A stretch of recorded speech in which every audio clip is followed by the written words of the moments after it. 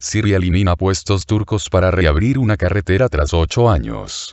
Las fuerzas sirias han eliminado varios puestos de control del ejército de Turquía para reabrir la estratégica carretera Am-Alepo por primera vez en 8 años. Según ha informado la agencia siria de noticias SANA, la apertura de esta carretera tuvo lugar el viernes, después de que el ejército sirio eliminara distintas barreras militares establecidas por Turquía entre las ciudades Han Sheikhoun y Marat al-Numan, ubicadas en la provincia noroccidental de Idlib. La recuperación de esta vía se considera un gran paso para el gobierno de Damasco, dado que reabre por primera vez tras 8 años la autopista internacional de M5, que conecta la capitalina Damasco con la ciudad de Alepo, en el noroeste de Siria.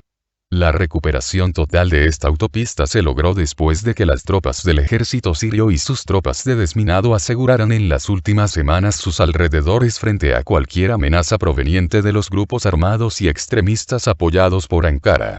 Por su parte, el director de transporte de Hama, Heder Fatun, ha informado al medio estatal sirio que bulldozers y camiones comenzaron a retirar los terraplenes establecidos por los terroristas en la autopista Damasco-Alepo, y así activaron el tránsito fácil de los civiles por esta vía.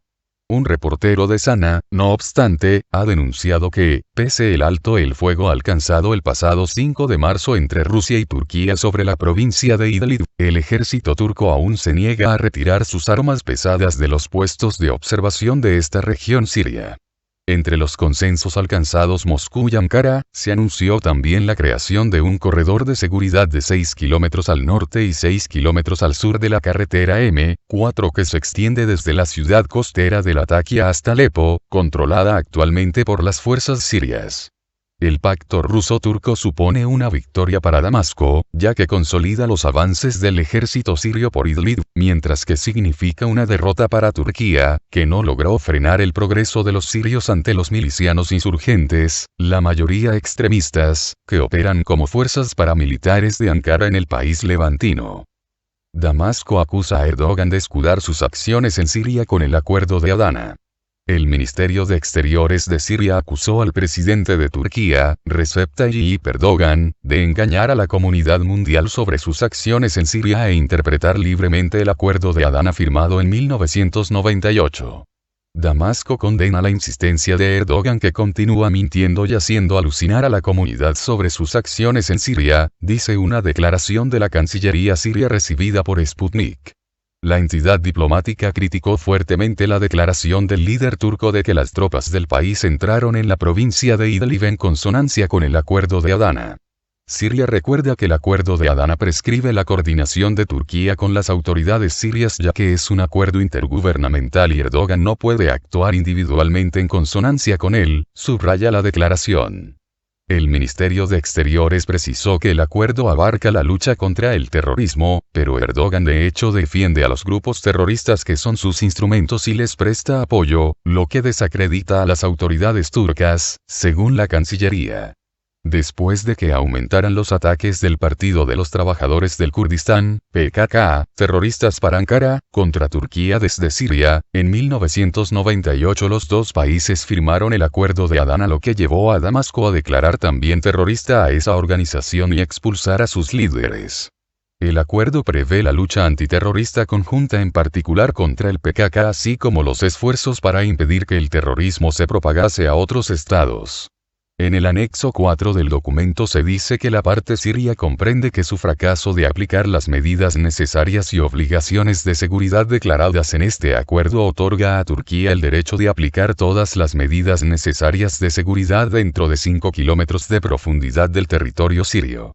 Ankara acusó a Damasco de haber atacado en la madrugada del lunes 3 de febrero a las fuerzas turcas en Idlib, provocando la muerte de 5 militares y 3 civiles.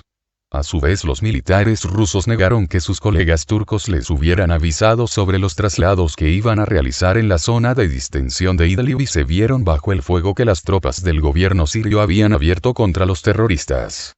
El 4 de febrero al regresar de Kiev, el presidente turco dijo que Turquía no abandonará sus puestos de observación en Idlib, los fortalecerá, pero no tiene la intención de agravar las relaciones con Rusia debido a la situación en la zona. Buque espía de Estados Unidos navega cerca de costas venezolanas. El jefe del Comando Sur de Estados Unidos admite que el buque US Detroit recopiló información de inteligencia cerca de las costas de Venezuela. Conforme publicó el jueves el portal Business Insider, en una audiencia del Comité de Servicios Armados del Senado estadounidense, el almirante Craig Faller dio cuenta de las operaciones del barco de combate Detroit durante su despliegue cerca y dentro de las costas caribeñas de Venezuela. El Detroit hizo un trabajo magnífico, navegó cerca de las costas de Venezuela y nos proporcionó información de inteligencia, dijo el jefe del Comando Sur de Estados Unidos, responsable de las operaciones militares en y alrededor de América Central y del Sur. Informó también que las operaciones del Detroit frente a las costas de Venezuela fueron en aguas de libre navegación, sin embargo, agregó que Venezuela no reconoce el derecho internacional sobre ese espacio marítimo. El 31 de octubre, el Detroit abandonó el puerto de origen en Mayport, Florida, para dirigirse al área de responsabilidad del Comando Sur, en apoyo a una operación multinacional contra el narcotráfico en la región latinoamericana. Faller, al parecer, se refería a la operación del 21 de enero, cuando los rastreadores marítimos informaron que el Detroit navegaba a unas 26 millas náuticas de la costa venezolana en las cercanías de Caracas, la capital del país suramericano. Esto, mientras, según la Convención de las Naciones Unidas sobre el Derecho del Mar, se considera que las aguas territoriales se extienden 12 millas náuticas desde la costa de un país. Las operaciones de la Marina de Estados Unidos, como las del US Detroit, no son desconocidas, ya que con frecuencia se hacen en el mar de la China Meridional, bajo la premisa de garantizar la navegación en aguas internacionales, pese a que Pekín denuncia estos movimientos norteamericanos como provocaciones y violaciones a su soberanía sobre esas aguas, también reclamadas por otros estados vecinos. En los últimos meses, se han visto barcos y aviones de la Armada navegando por aguas y espacio aéreo cerca de Venezuela, que también tiene disputas de límites marítimos con sus vecinos, especialmente Guyana. La actividad militar de Estados Unidos en la región ha atraído más atención en medio de las intensas tensiones entre Estados Unidos y Venezuela, marcadas por los esfuerzos de Washington para derrocar el gobierno de Nicolás Maduro. Armagedón del gas en Estados Unidos. Las perspectivas del GNL en el mercado. Los exportadores estadounidenses de gas natural pierden los mercados extranjeros y a los productores del GNL les espera un colapso inminente, aseguran los analistas del Bank of America, BofA. El año nuevo trajo varias sorpresas desagradables a los exportadores de gas de Estados Unidos. En primer lugar, el invierno anormalmente cálido afectó a la demanda en Europa. El año pasado, Bruselas se preparaba para una posible interrupción del tránsito de gas ruso a través de Ucrania y almacenaba combustible para sobrevivir a un invierno frío que nunca llegó.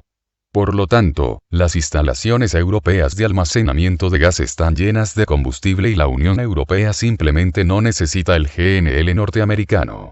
El mercado asiático vive una situación similar. El acuerdo entre China y Estados Unidos implica la compra de combustible estadounidense por $50.000 millones en 2 años. No obstante, el brote de coronavirus ha ralentizado la producción industrial y ha reducido la demanda de energía. Además, tras el lanzamiento del gasoducto Fuerza de Siberia, el gas estadounidense perdió su competitividad en los precios en el mercado chino. Pekín compra materias primas de Estados Unidos solo por razones políticas, afirma Alexander Lesnig en su artículo para la versión rusa de Sputnik, al agregar que el país asiático se toma su tiempo, usando la epidemia como una razón para retrasar las importaciones. Acuerdo Verde, una amenaza a largo plazo a los suministros de GNL. La UE anunció la revisión de las reglas de la industria del gas en la Conferencia Europea del Gas que tuvo lugar a finales de enero en Viena. Las medidas incluyen 2 estrategias. La primera es el abandono de los contratos de suministro de gas a largo plazo. Nos alejaremos de los contratos de suministro de gas a largo plazo porque, en las condiciones actuales, impiden que Europa alcance su objetivo de reducción a cero de CO2 para el 2050, afirmó Klaus-Dieter Borchardt, vicepresidente de la Dirección General de Energía de la Comisión Europea. Mientras tanto, la mayoría de los contratos estadounidenses es a largo plazo. La costa este de los Estados Unidos dejó de ser un refugio seguro para las naves de la Armada estadounidense. Los submarinos de Rusia realizan cada vez más maniobras en la región, declaró el vicealmirante estadounidense Andrew Woody Levis. Si bien Levis no precisó cuántos submarinos rusos patrullan el Atlántico, destacó que pueden hacerlo ahora, en cualquier momento. Nuestros buques no pueden esperar operar en el refugio seguro de la costa este o simplemente cruzar el Atlántico sin obstáculos para navegar a otra ubicación.